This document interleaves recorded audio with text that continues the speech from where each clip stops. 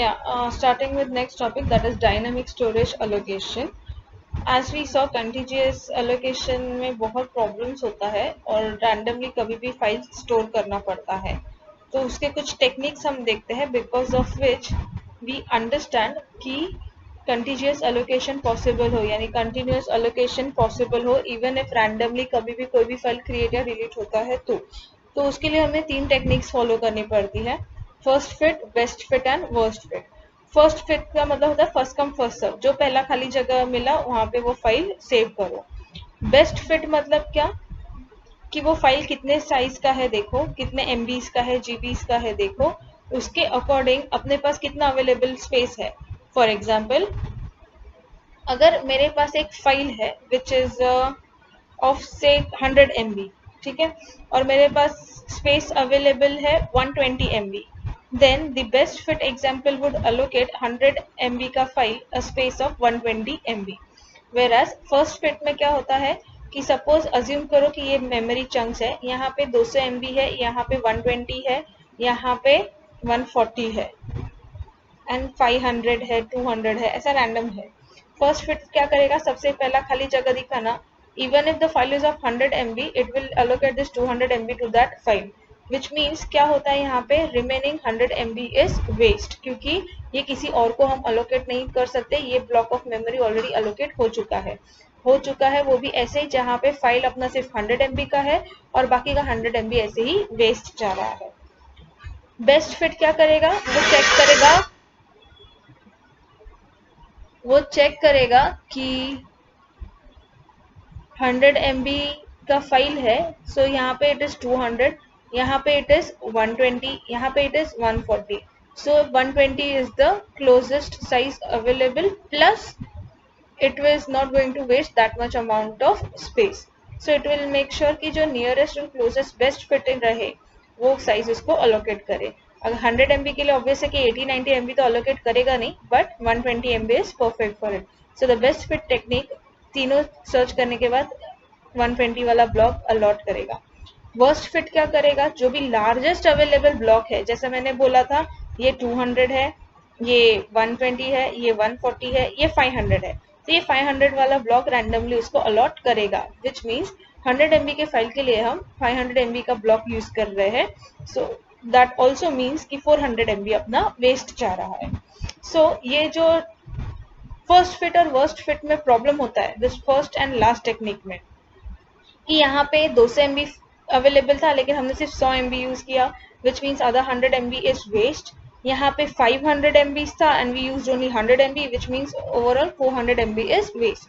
तो ये जो मेमोरी ब्लॉक्स में ये जो थोड़ा थोड़ा chunks of part data use होता है स्टोर करने के लिए मेमोरी, बाकी का जो चंक अवेलेबल है जो एज इट इज वेस्टेड पड़ा रहता है उसे हम एक्सटर्नल फ्रेगमेंटेशन कहते हैं, क्योंकि वो अगेन किसी और को अलॉट नहीं हो सकता है। तो वो एक्सटर्नल फ्रेगमेंटेशन का प्रॉब्लम ओवरकम हो सकता है using compaction. Compaction technique says that कि हो सके उतना कंटिन्यूअसली स्टोर करना पॉसिबल होना चाहिए। जैसा अगर एक डेटा है वो यहाँ पे खत्म हो रहा है तो दूसरा डेटा इमीडिएटली यहाँ से शुरू होना चाहिए, बट वो बहुत एक टीडियस टास्क है, क्योंकि उसके लिए आपको क्या करना पड़ेगा, पूरा मेमोरी में जो भी डेटा है you have to transfer it to some other disk, to some other device, storage devices, and then you have to recopy it into the original device so that it is stored continuously. So this is the biggest problem. दूसरा problem ये है कि हमने assume किया कि 100 MB का file बन गया है, तो 100 MB तक का ही बनेगा तो अपने लिए 120 MB तक का फाइल इज ओके, लेकिन अगर वो गलती से अभी 125 MB बन गया फाइल, देन 120 का storage is not enough for it, and हम अलग से वापस स्टोरेज उसको कर भी नहीं सकते अगर कोई भी जगह मेमोरी में खाली नहीं हुआ तो। So, ये दोनों प्रॉब्लम है कंटीजियस का, ये दोनों प्रॉब्लम ओवरकम हो सकता है कॉम्पैक्शन से, but as I said compaction is again a tedious task. So we go for linked allocation. Linked allocation क्या करता है, ये जो पूरा डिस्क है इसमें जितने भी फाइल्स है उसका एक डायरेक्टरी मेंटेन करता है with the information in the directory being the original file name, वो फाइल कहाँ से स्टार्ट होता है वो लोकेशन, और वो फाइल कहाँ पे एंड होता है वो लोकेशन। अभी इसके इंटरनली क्या होता है, सारे फाइल्स एक दूसरे को पॉइंट करते हैं, फॉर एग्जाम्पल अभी एक डायरेक्टरी में फाइल नेम है जीप, ये जीप जो है ये स्टार्ट कहाँ से हो रहा है, लोकेशन 9 से स्टार्ट हो रहा है। तो फिर लोकेशन 9 पे फाइल तो रहेगी, यानी जो डेटा चाहिए वो तो रहेगा, उसके साथ साथ एक और नंबर रहेगा। That number is nothing but a pointer to the next location, कि जो आप फाइल ढूंढ रहे हो उसका पहला डेटा इस हाफ में है, first half of the data is over here, then it is stored to location number 16, then it is stored to location number 1, then to location 10, and जो नंबर जैसा जैसा फॉलो होता है वैसे, which means bits and pieces में भी अगर available रहा, जैसे मैंने फर्स्ट एग्जांपल में कहा था कि 20 MB का डेटा स्टोर करना है तो 5 MB के 4 स्पेस अवेलेबल है, तो using linked allocation it is possible, क्योंकि फर्स्ट लोकेशन में हम आधा डेटा स्टोर करेंगे, फिर एक पॉइंटर देंगे जहाँ पे नेक्स्ट लोकेशन अवेलेबल है वहां पे आधा स्टोर करेंगे, फिर एक पॉइंटर देंगे next half and so on. So this is how linked allocation works. And over here जो लास्ट लोकेशन रहेगा, जैसे यहाँ पे देखो एंड में लिखा है 25, तो पता कैसे चलेगा, तो ये वाले लोकेशन पे जो भी डेटा स्टोर्ड है उसके एंड पे हम नंबर डालेंगे -1, because -1 indicates null, null means that is the end of this file or say end of this data. So this is all about linked allocation. Linked allocation से क्या होता है, external fragmentation नहीं होता है, क्योंकि कोई भी ब्लॉक हम रैंडमली अगर देते भी है तो उसमें कोई और डेटा भी स्टोर है तो हम उसको लिंक प्रोवाइड करते हैं। Major problem with linked allocation is that it can be used effectively for sequential access to the file. यानी अगर sequential access, as you can see the pointers है तो एक के बाद एक blocks available है, so वो उसके लिए ज़्यादा use होता है। Another disadvantage is space required for the pointers. अभी linked allocation contiguous से तो easy पड़ा, लेकिन उसका overhead ये हो गया कि ये जो pointers, ये जो number हम save कर रहे हैं उसके लिए भी अलग से memory चाहिए। यानी अगर आपका original file is of 100 MB, then the pointer would require another 2 to 4 MBs. तो आपको overall 102, 105 MBs ऐसा जगह लगेगा। तो pointers के लिए अलग से memory होना is a big problem for that. So this was all about the two techniques. Now we study the final and the last technique, that is indexed location. Index location में क्या करते हैं, जैसे यहाँ पे देखो हर एक फाइल में पॉइंटर्स का नंबर स्टोर था, तो हर एक फाइल में एक एक्स्ट्रा स्पेस जा रहा था पॉइंटर के लिए। तो हमने क्या किया, हर एक फाइल में पॉइंटर रखने के बजाय हमने एक लोकेशन लिया और उसी को पॉइंटर बनाया, यानी जितने भी पॉइंटर्स है वो एक ही लोकेशन में स्टोर होंगे।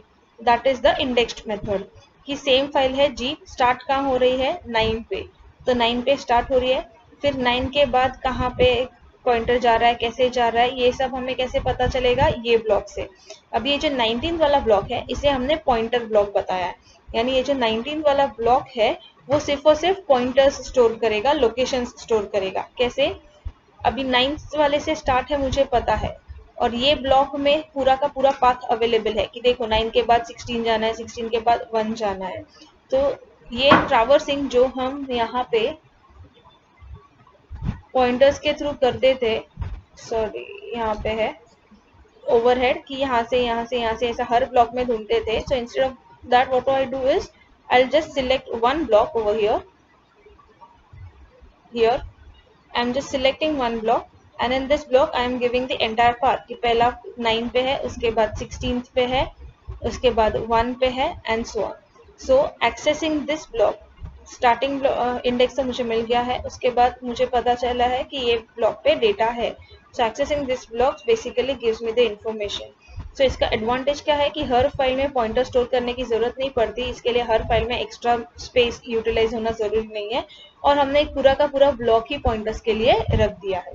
सो this is all about indexed allocation. I hope there is no problem in it, there is no confusion. तो आज हमने जितना भी किया है that you will go through it, you will read it and you will make proper notes of it, plus you will go through this device drivers and terminal IO. ये मैं इसके लिए बोलती हूँ रीड करने के लिए क्योंकि इसमें समझाने जैसा कंसेप्चुअल एज सच कुछ होता नहीं है, प्योर थियोरेटिकल है। So I ask you to read that at home only so that we don't waste time on that and miss out on important topics. So next time when we start, we'll start with process management.